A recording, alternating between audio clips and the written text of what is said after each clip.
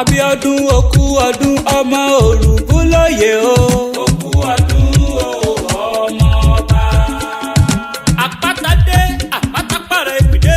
Prince ABIODUN ọmọ Òrùbúlóyè òkú ọdún o. Àkùdásọ lò ó wọ ṣòkòtò dẹnu rẹ̀ kọ́lẹ̀ tán ọkùnrin tọkùnrin.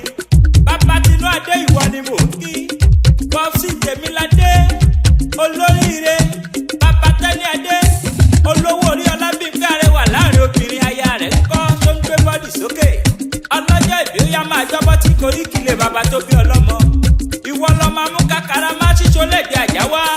Ìwọ lọmọ òye àjáwá kìí fẹ́ múrìmúrì lúlé.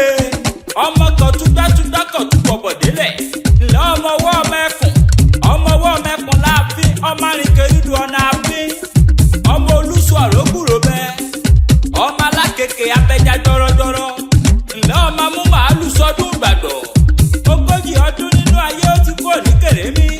Okú ọdún okú yèdú ọdún ayọ̀ ló máa ṣe.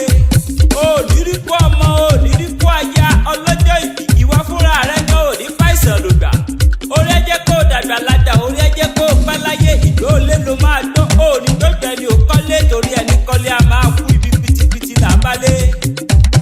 Ọlọ́jọ́ ìbí ìjọ ọjà ló máa dó. Òní bébí ẹni ò dájà a máa kú ibi pitipiti làbọ́jà. Tẹrú tọmọ tó nílé tàlejò ni wọ́n máa fọ̀yàyà ṣe tiẹ̀ lágbára lọ́wọ́ Ọlọ́run ọba. Tí wọ́n bá béèrè wípé ta ló ń kọrin ewì fọlọ́jọ́ ìbí ẹ sọ fún wọn pé àpáta ewì ni. Tó bá wá lẹ́ni tó fẹ́ kàn sí mi ẹni kí wọ́n pè mí sórí nọ́mbà sáìdì tọ̀dọ̀ tèmi.